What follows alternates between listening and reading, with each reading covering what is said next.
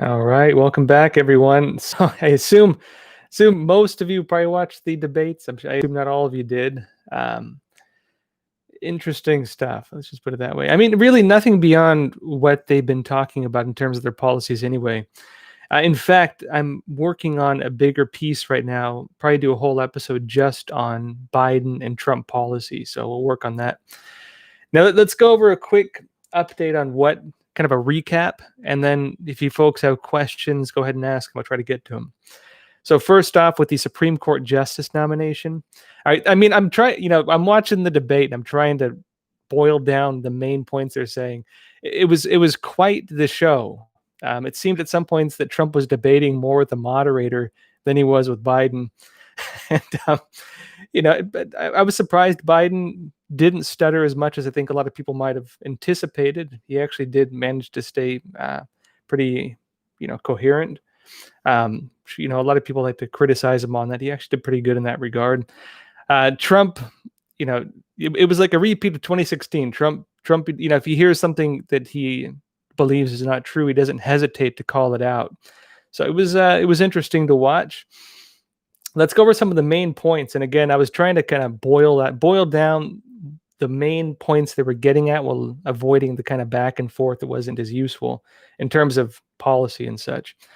So when it comes to with the Supreme Court justice nomination, Trump is, basically the argument from the Democrats is they're saying, oh, well, the Americans should be allowed to choose who the Supreme Court justice is. Biden was arguing, for example, that now we're in the middle of an election season. It should wait till after the election because that vote who determines who is president will be the choice of Americans, and it should wait till afterwards. Trump is saying, I got elected to serve for 4 years, not for 3 years. And you know what I mean? And so he's saying people already voted in the president. He said he's the president. They voted him for 4 years, not for 3 years. And that was a choice of Americans. And he's going to move forward with the nomination. Based on what we're seeing, it does seem they have the votes to do it. It does seem that Trump has the votes to make it happen. When it comes to healthcare, a lot of the debates were actually around Obamacare. So Biden wants to expand Obamacare. That's the big point. Trump wants to get rid of Obamacare, and Trump's stance. I'm going to do a whole episode coming up on some of the recent moves Trump made. Now, Trump's approach when it comes to healthcare is not very well talked about. A lot of people maybe don't even get it, to be honest. And just so you know, too, when I look down like this, I have the chat in front of me today, not to the side. So, I'm reading it here. Yeah. Jnet, I'd love to see Joe Rogan moderate. That'd be great, actually. To be honest, he'd probably be a really good moderator, actually. But anyways, back to it. When Trump talks about healthcare, his plan is not really well talked about. His plan is to try to reduce the cost of medicine. And so a lot of things he's doing have been around that.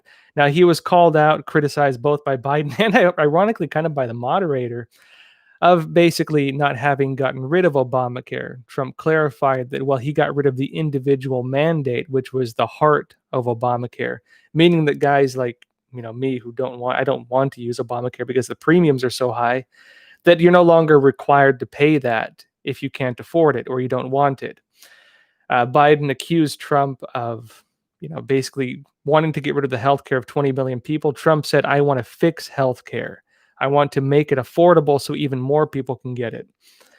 Now, hey, Rudy, yeah, good to see you all here. To the main point. So I'm coming up maybe this week or early next week. I want to do a whole episode talking about what Trump has been doing when it comes to costs of medicine. Now, a lot of people may not realize it. One of the reasons why the cost of medicine is so high in the United States is because going back several years, it's been around a long time, an intermediary regulatory body was established that basically, kind of worked as the go-between between the pharmacies and the pharmaceutical companies. They negotiate the prices. This organization can not only set the prices, but they can take money off the top for their own pockets. And Trump now is getting rid of the ability of this organization to take money off the top for their own profits. And this is him going against big pharma. This is one of the reasons why cost of medicine is so high in the United States, even when you compare it to countries like Canada, Mexico. And so, Trump's focus right now is making medicine more affordable. And I've talked about this before. People talk about healthcare and, healthcare is unaffordable. Colleges are unaffordable. If you look at what's causing them to be unaffordable, well, with colleges, you can look to federal loans and the federal loan system, which basically means that the colleges themselves don't have a personal, say, card in the game when it comes to making it so students can pay back their loans. It doesn't matter if they can ever pay back the loans, because a lot of times they're federal loans and they don't even go away if people file for bankruptcy. The reason the cost of college is so high, the reason they can charge prices people can't afford, so they need these loans, is because the colleges don't need to, say, have prices people can afford to attend because of the government interventionist policies. I've argued before that if you want to fix the issue, fix that. Otherwise, you're subsidizing the corrupt industry. In other words, we can look again back to the point of the debate. Trump is talking about the same thing with medicine. If you were to subsidize healthcare, you're subsidizing the corruption within the system that is the cause of the prices being as high as they are. In other words, of course, it's in the interest of these companies. Ironically, big pharma and big corporations, a lot of these guys are the ones advocating for socialist policies. If socialism is really anti-corporatism and anti-big business and stuff like that, why are all the big billionaires and millionaires and big corporations getting behind it, getting behind the politicians pushing for it? It's because they're going to profit from it. It just means state subsidies for their operations and the elimination of, say, grassroots or independent business competing with them. And again, when you talk about medicine, again, one of the reasons why medicine is so expensive in the United States is because of these interventionist policies, such as this intermediary institution that can tack prices onto costs of medicine and pocket the extra money from it. Trump just made it so they can no longer profit from that. Trump, I don't think he did a very good job of explaining that, to be honest, in the debate. But given the way the debate was formatted, neither him nor Biden really had a chance to elaborate a whole lot. It was more kind of surface level debate. Again, I'll be doing a whole episode just on that. When it came to the virus handling, Biden was accusing Trump of being responsible for the 200,000 Americans who've died. He claimed about 20% of the world's population. Trump clarified that, Trump said, I should say, that, listen, Biden, you were the one criticizing me for wanting to close down the borders with China. You were the one criticizing me for my harsh policies when it came to this early on, which you did see a lot. The WHO, different organizations, and a lot of the Democrats were criticizing Trump of being racist for putting travel bans on China. Trump is saying now that that very likely saved a whole lot of lives, the number of which we, who knows really. And when it comes to the accusation that, more Americans have died than other countries, Trump made the point, which is true based on what I've seen as well, that a lot of countries don't really report the data, China especially, to be honest. And at the same time, too, Trump's policy when dealing with a lot of these things, which is his policy overall, is he's trying to restore the traditional role of the federal government versus local governments. Trump has put a lot of the decision-making on the heads of the local governments, which is the way the United States used to work. Let's see. I have some notes here, too. And folks, too, if you have questions, go ahead and post them in the chat. I'm going to try to go over the main points of the debate, and then we'll go into questions.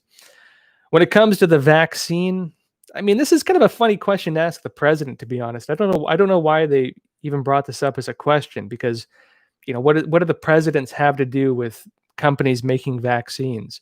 This is research, not politics. Trump actually criticized the slowdown of the vaccine process and rollout as having been politicized. And he said because it's been politicized, it's actually moving slower than it would otherwise.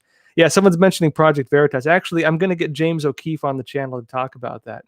I have some great interviews lined up, actually, folks. Coming up within the next couple weeks, I'm planning on getting James O'Keefe. He actually already confirmed.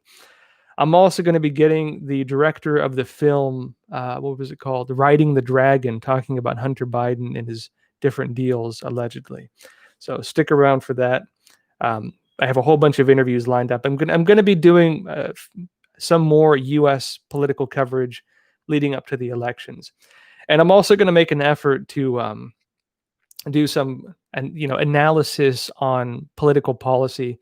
In that, I'm going to make an effort to be riding the dragon. The name still cracks me up. And I'm also going to be making an effort when it comes to policy to try to stay as nonpartisan as possible. It's not easy, to be honest. I'm trying to balance between having my own analysis and trying to not attach my opinion to that analysis, while at the same time being as honest and accurate as possible. All right, let's move on. Anyways, Biden said that when it comes to the vaccine, he accused Trump of having slowed it down. I don't know what the basis of that was, given again, these are, Trump's not manufacturing the vaccine. Trump's not the one with the lab coat on, in the laboratories researching the vaccine. To be honest, I don't even know why the vaccine was brought up as a political policy issue. When it comes to the reopenings, Biden said that Trump doesn't have a plan to reopen the country. He claimed businesses need PPE, personal protective equipment, and supplies in order to open. Trump said, tell that to Nancy Pelosi, suggesting the Democrats are the reason the country is not opening back up and the reason why the stimulus isn't going through to help companies. Trump said that we're learning more information about the virus as it goes forward. Really, let me kind of get to the heart of it. Trump wants to reopen the country, is what it is. Biden wants to keep it closed. But Biden kind of flip-flopped on this. He also said that he wants to reopen it and then also criticized Trump of not having a plan to reopen. Trump, again, his standard has been allow the local governments, the mayors and governors, to act as mayors and governors, which in the traditional function of the United States, the federal government's not supposed to intervene in that. Remember, that's why we had the Civil War. They're not supposed to intervene in these policies. Trump is trying to maintain that. And when it comes to reopenings, then Biden said that he would keep the lockdowns in place. And he said that Biden argued that people care more about, their health than they do about jobs and so on. When it comes to the political rallies, so the moderator was, it was funny. Again, Trump seemed to have been debating more with the moderator than he was with Biden at some points. Part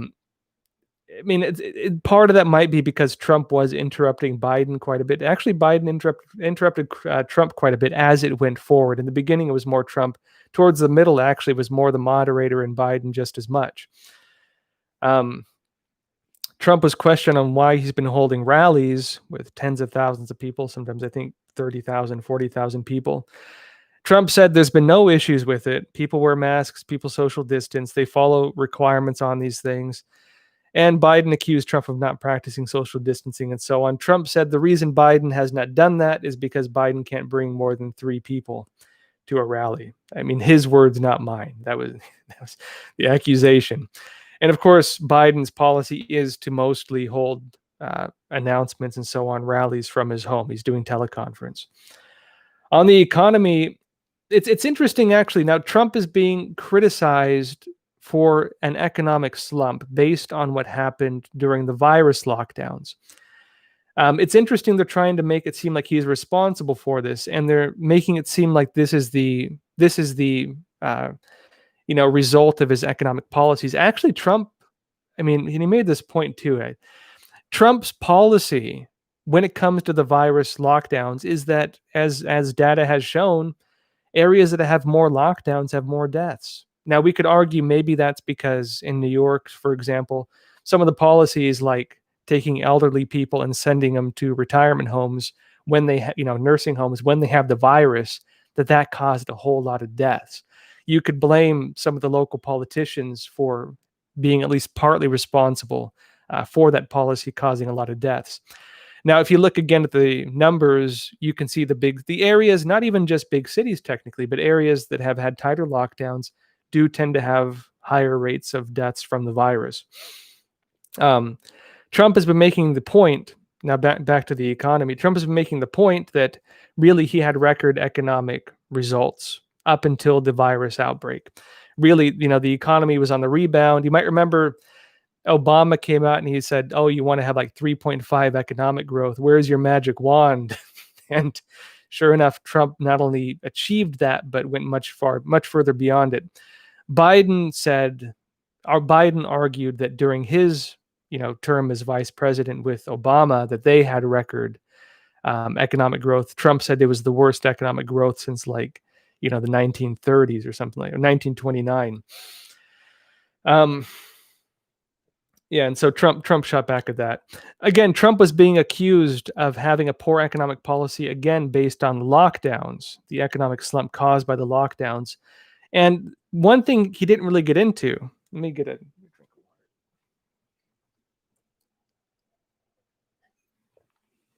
water. One thing Trump actually didn't get into is one of the main, he's made the point before, one of the reasons why the Obama administration's economic policy was able to kind of, you could look at the numbers. It wasn't as good as they said it was. He did bounce back from the recession caused by George Bush. Yes, a lot of that was done through, say giving subsidies to a lot of big companies, bailing out banks and so on. Trump has pointed out previously that when Obama was in office, the Federal Reserve set interest rates to like 0%. And, this means that basically the cost of doing business, the cost of operations is way, way higher. Hey, Schwan Trend, I really appreciate it. Thank you also. Oh, wow. Sorry, I missed some of the donations. Satoshi Makani, I really appreciate the donation. Thank you. Okay, so let me step back a bit. When you talk about the Federal Reserve, what is the Federal Reserve? It's basically the institution that publishes our currency. We have fiat currency, not a real backed gold standard or anything like that. Fiat currency, meaning it's paper money, technically worth nothing, but is allegedly, but has perceived value based on whatever you want to say it is. They can print money, lots of issues, right? It's neither federal nor a reserve. That's right. It is a private company. It's ironic they chose the name Federal Reserve because it's not federal nor is it a reserve. But this private company, essentially, which does have some government overlap with it, is able to basically determine what the interest rates are for the United States, including for government loans, which increases costs of operations, which directly impacts the economy. Rudy Naris, really appreciate the donation. Thank you. Now, a lot of economic experts who focus on these things have noted you can actually look at economic slumps. You can look at economic downturns. It works like clockwork, and a lot of it is a direct result of the economic policies of centralized banks and groups like the Federal Reserve. When they increase interest rates, you're going to have a boom. When they increase interest rates, you're going to have a bust. When they decrease them, you're going to have a boom because it affects the cost of operations for businesses.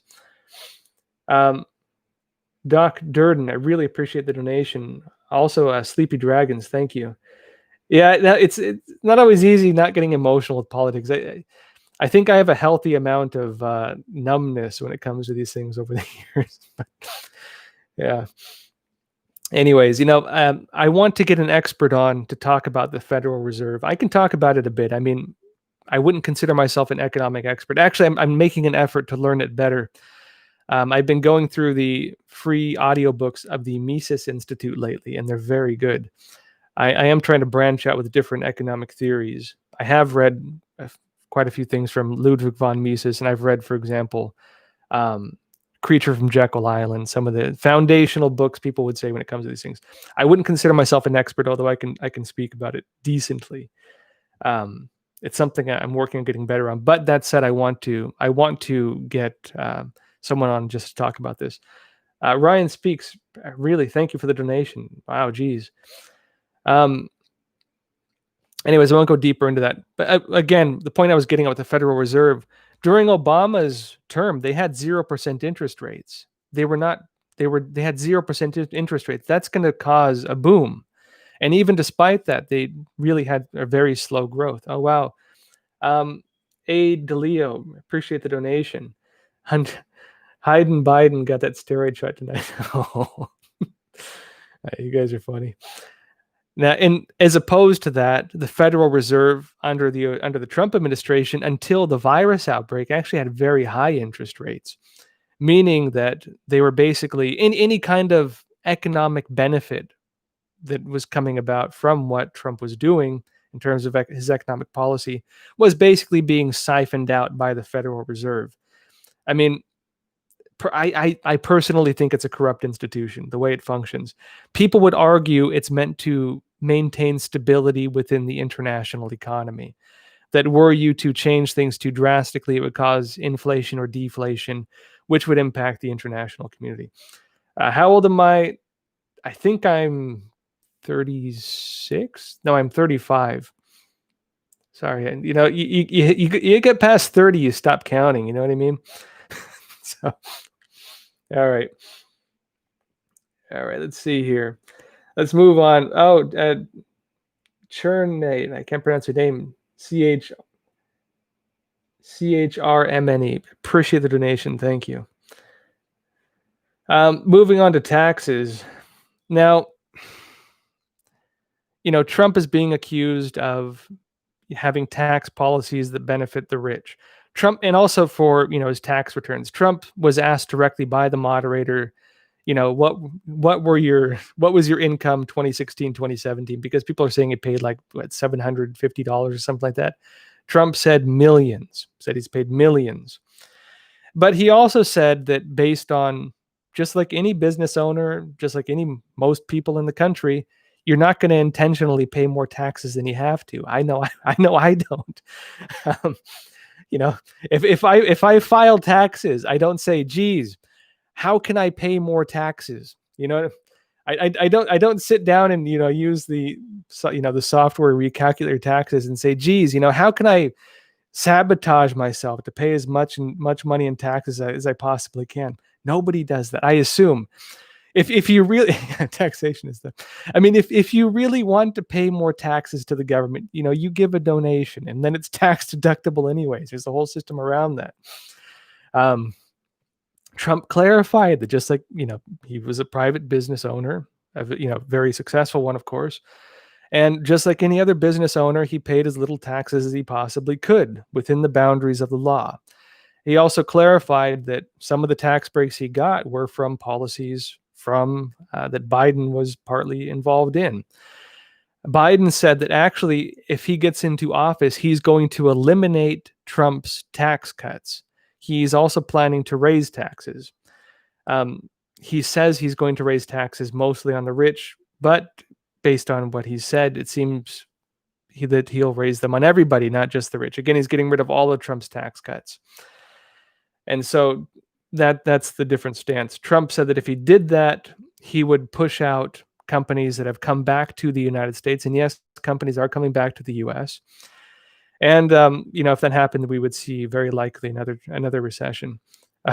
John Jack, really appreciate the donation. Is there a tax on cocaine? Oh, by the way, Joe Biden did admit that Hunter Biden had a drug problem, but clarify that, like many, troubled youth, that he got over it, allegedly. Anyways, moving on. Let's see here. I have some notes. I'm just going to go through them. Yeah, Biden said Trump raised the corporate tax, said many companies in the Fortune 500 are paying very little. Trump clarified that many companies in the Fortune 500 were paying very little anyways. And then Trump questioned why, many times, in fact, when Biden challenged him on things. He said, why, you were in government for 47 years. Why didn't you do this? He accused him of doing nothing for 47 years. Then Trump said Hunter Biden was taking money from China. China and Russia, pointed out that he'd taken about $3.5 million from Moscow. Oh, wow. I appreciate it. Christopher Scott, thank you. Yeah.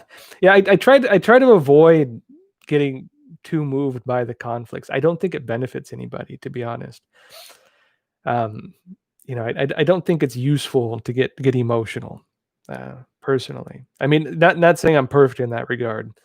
Sometimes, I think the way the news cycle works, it's always trying to move you, because when it comes to a lot of media, that's how they get traffic.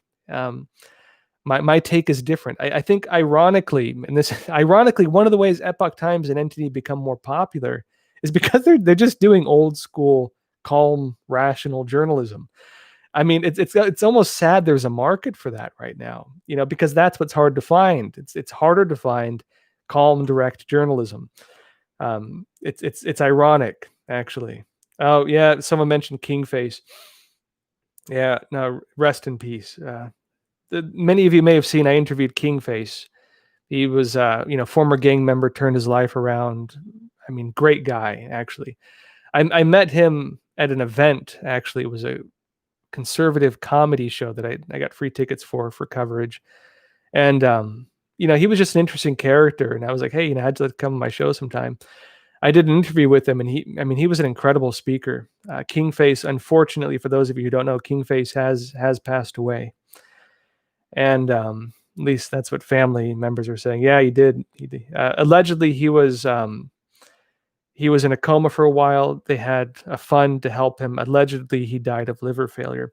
I can't get all the details yet because the only contact I had for him was his cell phone number, and so I don't know his friends or family. For those of you who don't know, yeah, Kingface.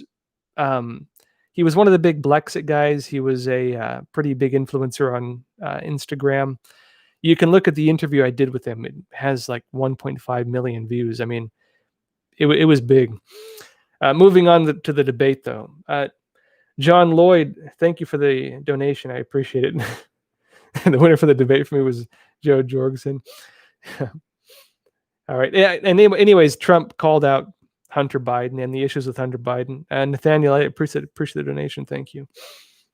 On the note of Hunter Biden, actually, now Joe Biden said that the accusations against Hunter Biden have been discredited. I personally have not seen any credible discrediting of those claims. Trump also questioned who discredited them. Now, given a lot of the media, a lot of the big media, really, they are pretty partisan these days. They do try to cover for things and do seem to try to cover things up based on political interest. That's just one of the realities of it.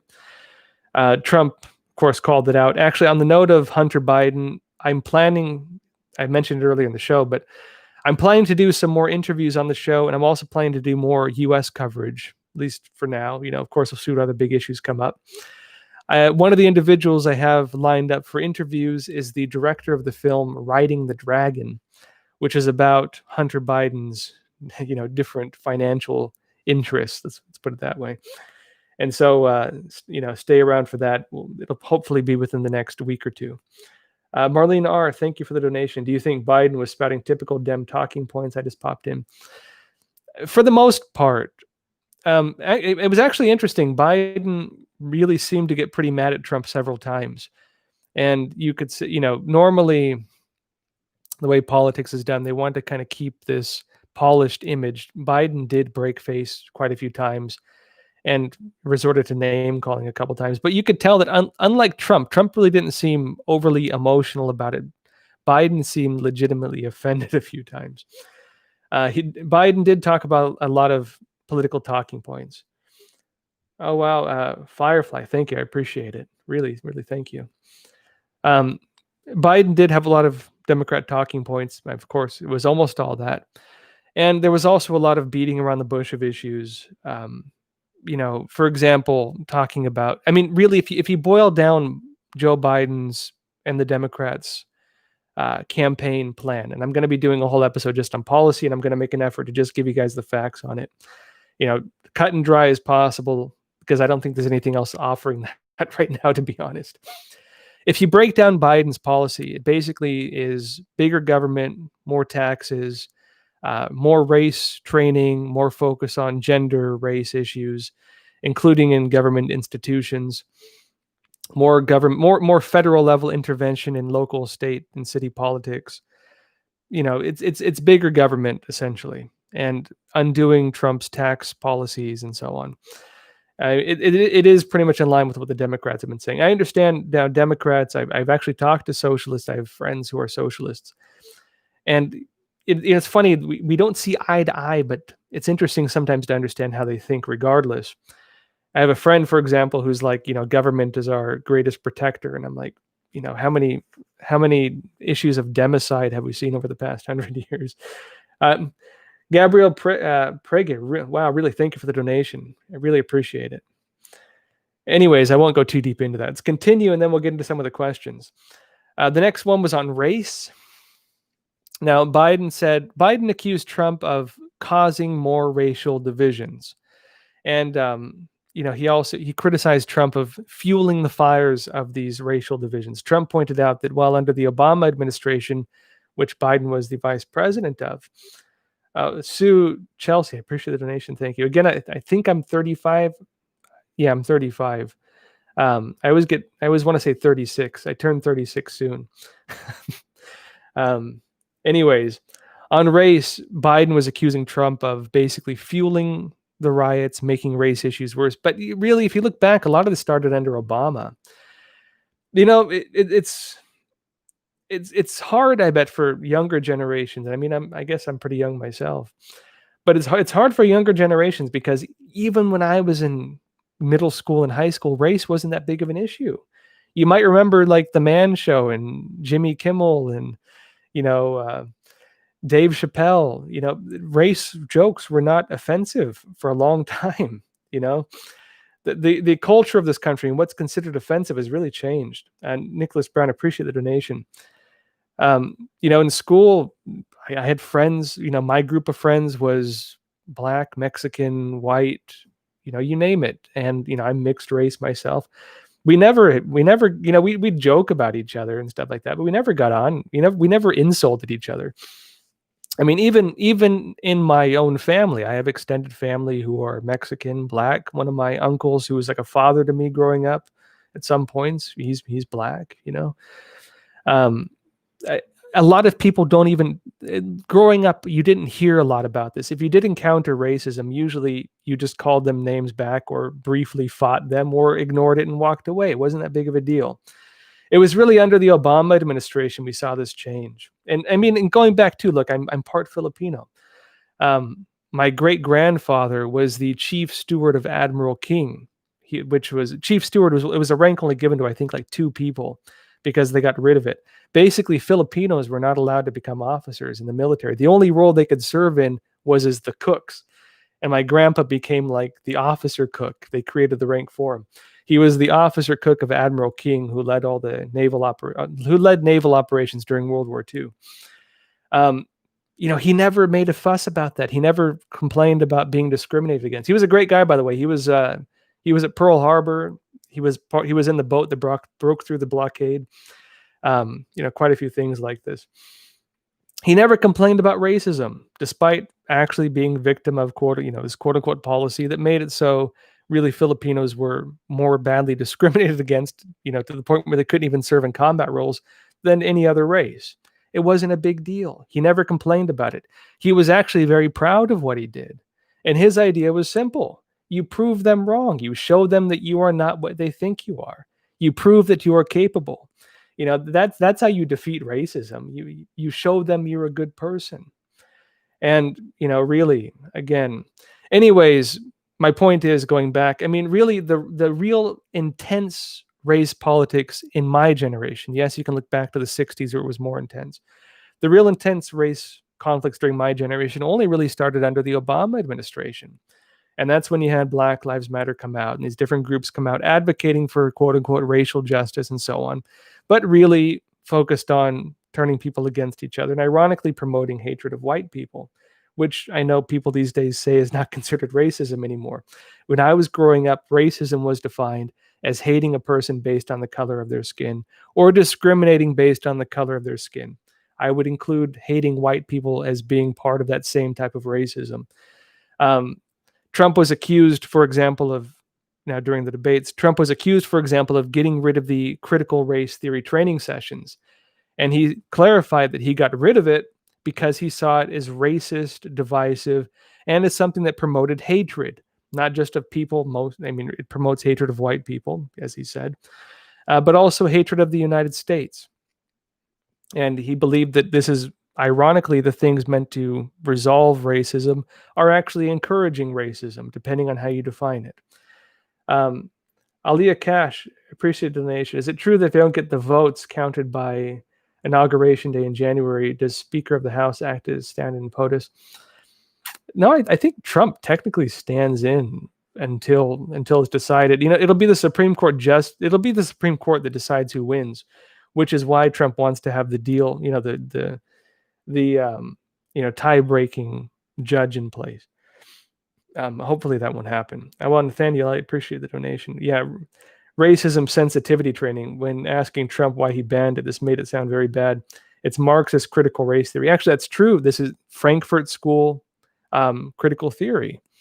Now, I don't want to go on a huge tangent again because I often do that.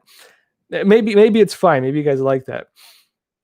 If we get into critical theory, now what is one of the most basic elements of Marxism, communism? It's the proletariat versus the bourgeois, the wealthy versus the poor, so on. It's not just that. If you really look into Marxism, it's about class struggle. It's about struggle of opposites. If you look at dialectical materialism, which isn't very well explained a lot of times, it's about contradict, eliminate the middle, and to drive the two sides into competition. Basically, you manufacture divisions. The element of class struggle drives forward the revolution that brings about whatever they envision. They believe in social evolution, survival of the fittest. How do you manufacture that on a social level? It's through struggle. And so they want people to fight. They want people to hate each other. They want these things. Critical theory was the taking of that concept and applying it to every part of our society, whether it be race, gender, so on. And so, feminist movement, I mean, not all of them, but later generations were Marxist of it, promoting hatred of men, struggle between men and women, struggle between genders, struggle between racism, and so on. These were all tied into this. And yes, a lot of that was done under critical theory. Critical race theory is just a deeper version of that, essentially. And then the other issue, William John Baldrama, thank you for the donation. Also, Maria Munoz, thank you for the donation. Another big thing of this, Trump talked about them promoting the hatred of the United States. Now, a lot of the narratives, including, just breathe. Yeah. So sometimes you'll see me when I'm doing my videos where I get quieter as I go along. It's because I'm running out of breath. Sometimes I like to talk too much. Sometimes my producer tells me, take a drink of water, take a moment and breathe, because I get into it sometimes. Now, when you talk about 1619 Project, things that have taught the idea of, say, framing Christopher Columbus as a racist and different founding fathers as racist and so on, a lot of this goes back to A People's History of the United States by Howard Zinn. Howard Zinn was not a real historian. He's even at the time he wrote this book, it was criticized by historians as misframing history, of inserting opinion into history, and of using really dishonest methods of framing history. For example, when Howard Zinn tried to discredit Columbus, a few things he did. One, he tacked on the crimes of the Spanish conquistadors, the crimes against humanity, you could call them. He accused Columbus of being guilty of what the Spanish conquistadors did. The Spanish conquistadors are not the ancestors of the United States. They're the ancestors of a lot of the Latin American countries. America is blamed for this. Also, he misframed quotes. For example, he would look at, for example, Christopher Columbus's notebook. He would begin a statement attributed to Christopher Columbus, use an ellipsis, the ... and continue the statement several pages later, totally altering the context of the statement. It was things like this that framed people's current perceptions on history, because Howard Zinn, even though his book was not taken seriously at first, it was in fact adopted by many radical individuals and was used to frame a lot of modern interpretations of history, to the extent now that it's embedded within the cultural mindset. It has become embedded within the cultural mindset, to the extent that people don't even know oftentimes what the real history was, unless you're part of a generation that was educated on these things before they found their way into our education system. actually. Sorry. I can't reach it. I have to move my computer back. Sorry about that. All right, let's see here. And yes, I'm wearing shorts because it's hot and I'm in my apartment. All right, Debunking Howard Zinn. Highly recommended reading for those of you interested in this. Goes into these topics. Also, Dinesh D'Souza's The Big Lie goes into some of this. Dinesh D'Souza is a bit more partisan. I think he's great. I read The Big Lie. It's pretty good. This book is very good as well. Highly recommended if you want to read about Howard Zinn and how the history of the United States has been rewritten by very radical individuals and really forms the basis of a lot of new narratives, including 1619 Project and other things.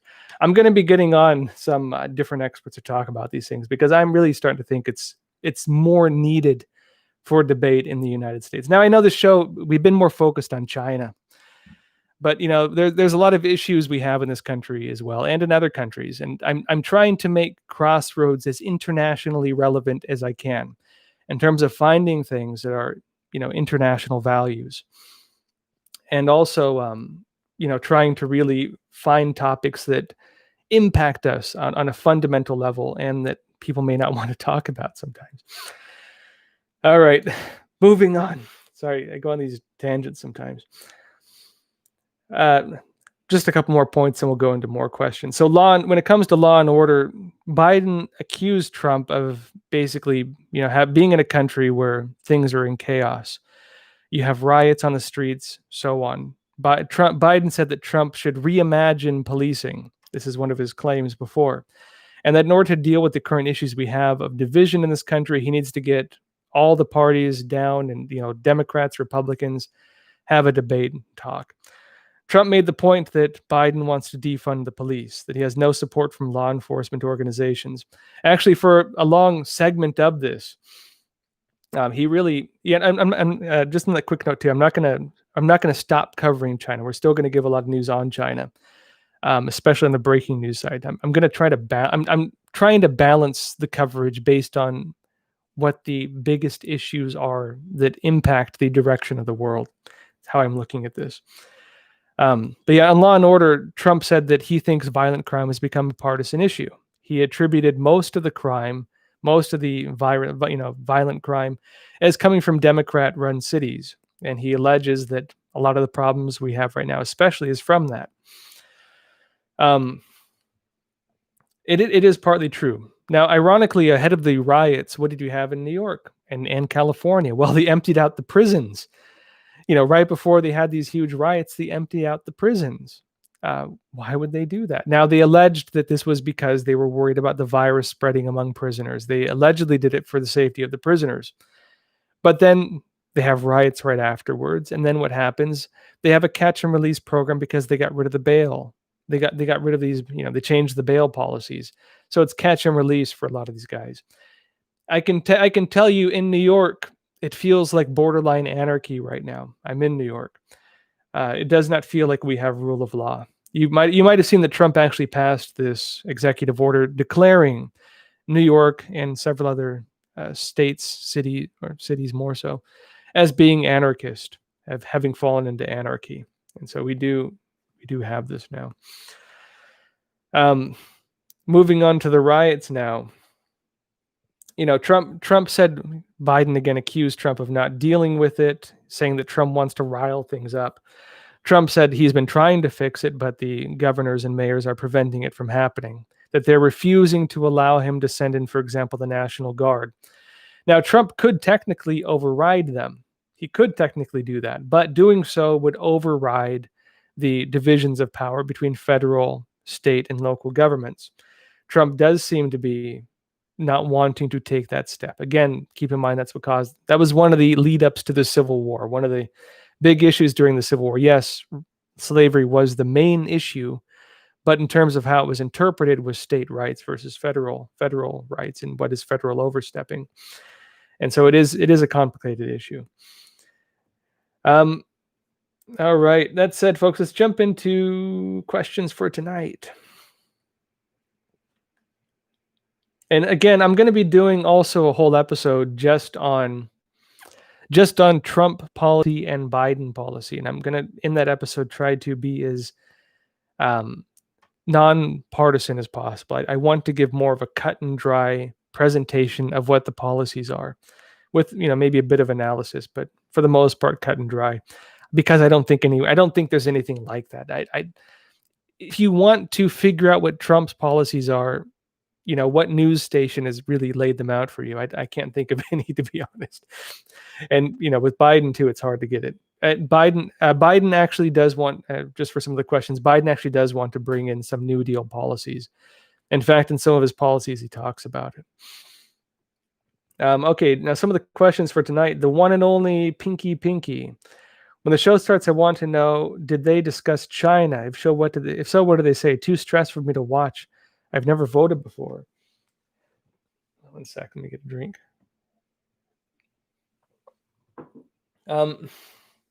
They discussed it a bit.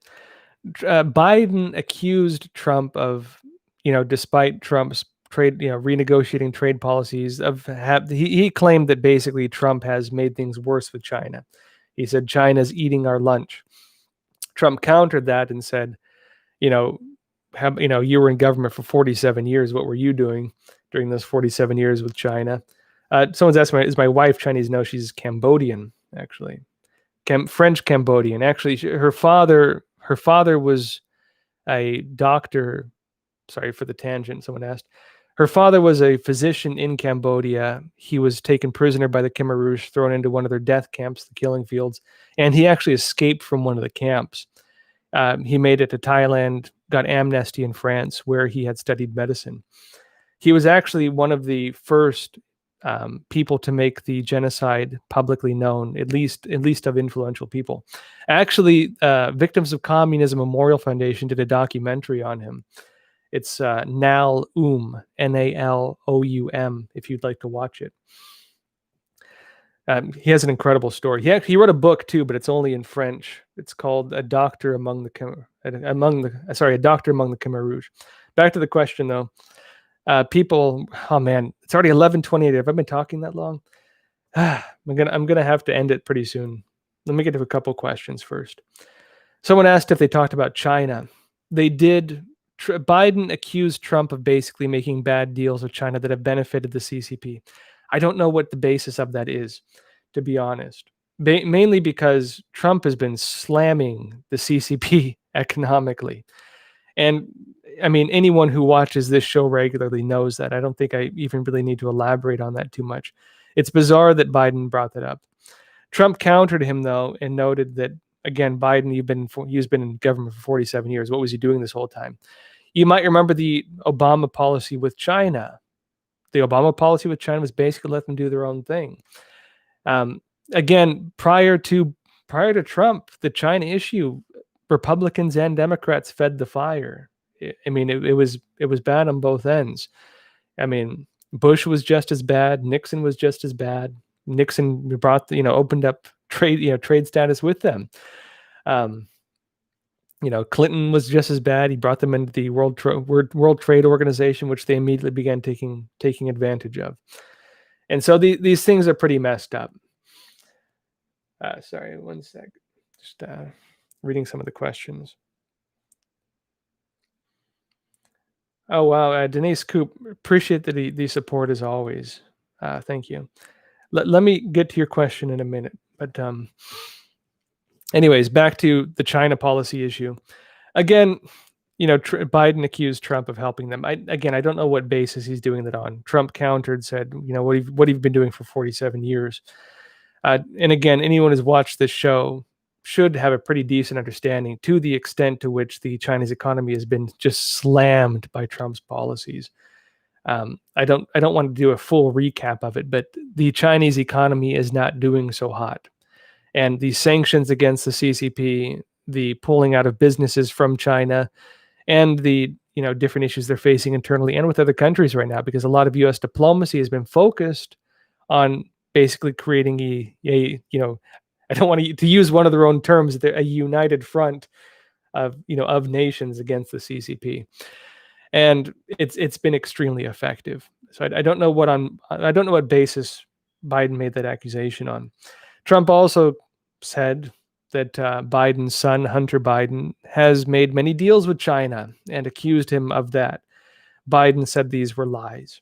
But I'm going to be having an individual on, a director of a movie about this. It's called, again, I mentioned before, Riding the Dragon, about Hunter Biden and his different deals in Russia and China. So coming up within the next 2 weeks, we should have that. Denise Coop asked, have you heard anything about Ilhan Omar and the election scandal in Minnesota? I don't think it's safe to vote by mail. Yes, I have heard about it. And James O'Keefe from Project Veritas has agreed to do an interview on the show. So we should have him on soon to talk about that. And so within the next, I think we're going to have him on next week, hopefully. I'll keep you all updated on that. So yes, I have heard of it. We're going to have an interview with O'Keefe about his findings on it because the story was broken by O'Keefe. Landry Chamberlain, how does anybody think Biden won anything? Can you recite to me what points he made? I mean, he went over a lot of the Democrat policies. There was it was a pretty heated debate. Ironically, again, as further into the debate, there was a lot of interruptions. Initially, it was more Trump interrupting. Later on, Biden and Trump were kind of equally interrupting. And then further on, ironically, the moderator himself was more debating Trump at some points than Biden was, especially when it came to the environmental policy points. Tasha Fraser, RUQ. Not last I checked, but thank you. I appreciate the donation. William Terry, take down the CCP rally this Thursday. Place City Parks Foundation, address East 64th Street and 5th Ave. Meeting time 9:10 to 9:30. Yeah, appreciate the donation as well. Thank you. Let me just do one more question because it's already 11:33 and time goes by very quickly. I'll go a bit longer because we started late today. I technically started 10:40. We'll go until 11:40. Next question, and I'm just, keep in mind, folks, when you send in questions, I usually just go down the list. I typically don't even read them ahead of time, and so, sometimes I say statements. I don't, I don't endorse statements sometimes, just as a, policy thing. But again, I think it's good to have dialogue. I don't mind answering any questions. Vendetta Harrison asked, do you think the demon rats, I mean Democrats, are using the mail-in ballot as a way to cheat, to get Biden to look like people actually like him? I don't want to accuse them of things we can't. I don't want to accuse them of crimes I can't, back up. Yes, there have been issues with mail-in ballots. Yes, there are a lot of concerns with mail-in ballots. Yes, there are some serious issues with mail-in ballots. Again, we're going to have James O'Keefe from Project Veritas on the show coming up hopefully next week to talk about his own findings on this. Democrats have mainly been the ones pushing for this. They're claiming it's being done to help protect people from the virus, that allegedly it's to protect people, to protect their health. People have called that out and pointed out, well, you have no problem allowing people to hold mass protests and or riots, but you think it's not safe enough for them to go vote. On what basis are you making this point? And so, it's a lot of back and forth. Mainly, it is the Democrats blocking, things like voter ID, blocking. That even ironically, even Afghanistan has like some degree of voter ID. Countries that we don't regard as very advanced have stronger election integrity systems, arguably on some fronts at least, than we do in the United States. And of course, whether they intend this or not, that does open the doors to, foul play. There are issues like this. There have been cases of this. What is the extent of it? Trump has previously made accusations. It was in the several millions. People clarified that he couldn't prove that many, although many cases have been found on this. I want to stay within the boundaries of what I can prove, when I talk about these things. Ron Gamici, I appreciate the donation. Thank you. This is from SFRG, the Ghost Viper 720. Oh, I answered this one. I'm already sorry. Oh, wait, did I? No, I did not. You said, what is Biden's approach towards China? Is it like Trump's approach, or is he more pacifist? People say he collaborates with China. It is complicated. Now, when people say Biden cooperated with China, based on what I've seen, that's more Hunter Biden. You could say that, of course, when you're dealing with the CCP, oftentimes if they want to target an individual, they'll oftentimes go through roundabout ways targeting the family members. It's on this ground that people try to say that the crimes of Hunter Biden should be attributed to Joe Biden. Now, what could we prove with that? Hard to say. The U.S. Senate did come out with a report talking about what Hunter Biden had done. Also, this film, again, I'm going to interview the director, came out. It's called Riding the Dragon. You can find it free online. Talks about this as well. Sorry. Now, just to clarify, sometimes, so someone's asking, there's two Joshua Phillips running the stream, one on screen, one on chat. Sometimes it is me in the chat. Before the session started, it was me in the chat. Currently, it's one of our researchers in the chat. I do have two part-time researchers on the show.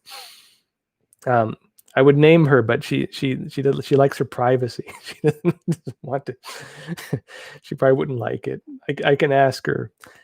Yes, it's a job. This is through. Crossroads is both on NTD and Epoch Times. I'm technically on Epoch Times. It does there on NTD as well. So some of the staff are assigned from NTD. It's complicated sometimes. Although we do, we work together sometimes. Anyways. I don't want to get into business stuff, but yes, you don't. Yes, it is a decent job, so don't worry. Yeah. And anyways, yeah, sometimes it is me commenting in the chat. Sometimes it's someone else. No, it's not Tiffany. Tiffany's probably busy on her own show right now. Tiffany meaning China in Focus. All right. Next question. Let's see here. Tasha Fraser, thank you for the donation. Next question, A Watchman with Joshua Philipp. When do you think Biden will start using a teleprompter / earwig? I mean, he didn't have a teleprompter in this one. People are accusing him of possibly having an earpiece. The Democrats did refuse to allow them to check Biden for an earpiece. I did not see any kind of visible earpiece. Who knows if he had one? There is belief that he did have one based on the fact that they refused to let them check for one with him. Who knows if he had one? We can't prove it. At least, I don't know. Maybe there'll be screenshots showing it. I haven't personally seen anything yet. Brian Flowers, can you elaborate more on the involvement of the Bidens with the CCP / Moscow Hunter? Right?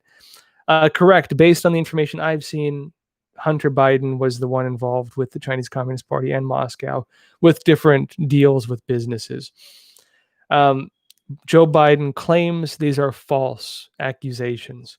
They claim these are false. Based on what? Hard to say, because I haven't really seen any real credible.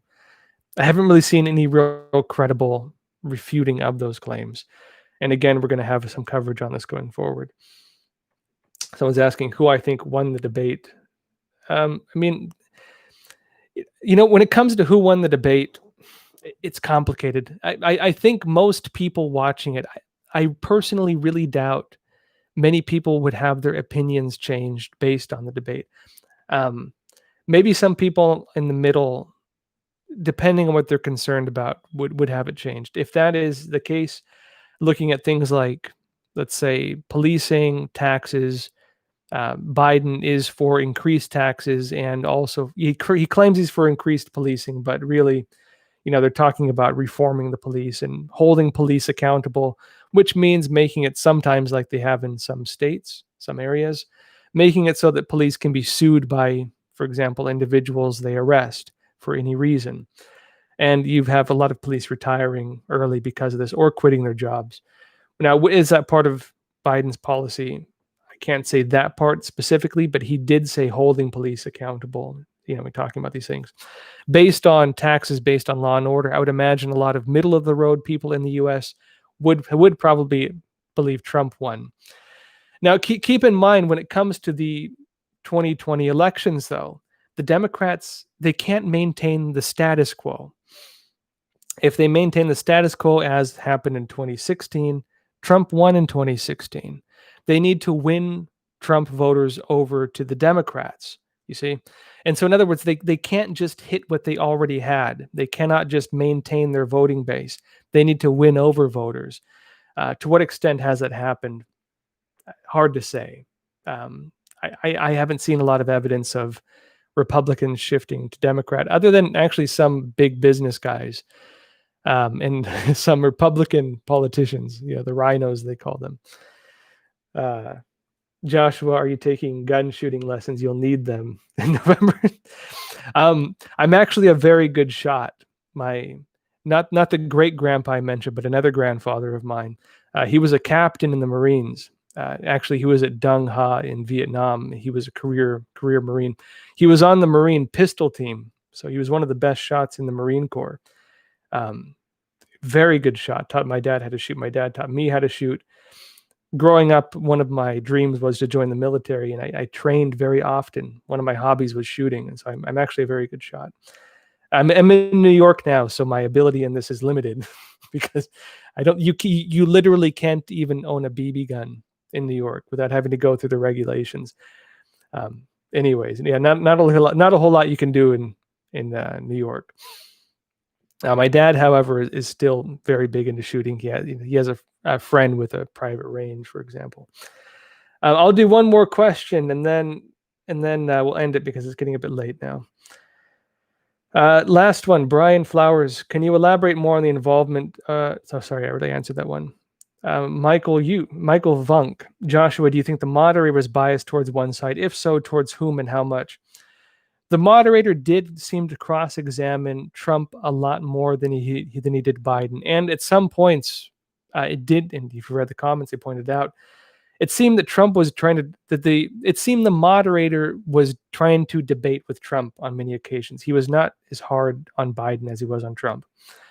Now, you could say maybe this was because early on, Trump was arguing more with the moderator than Biden was.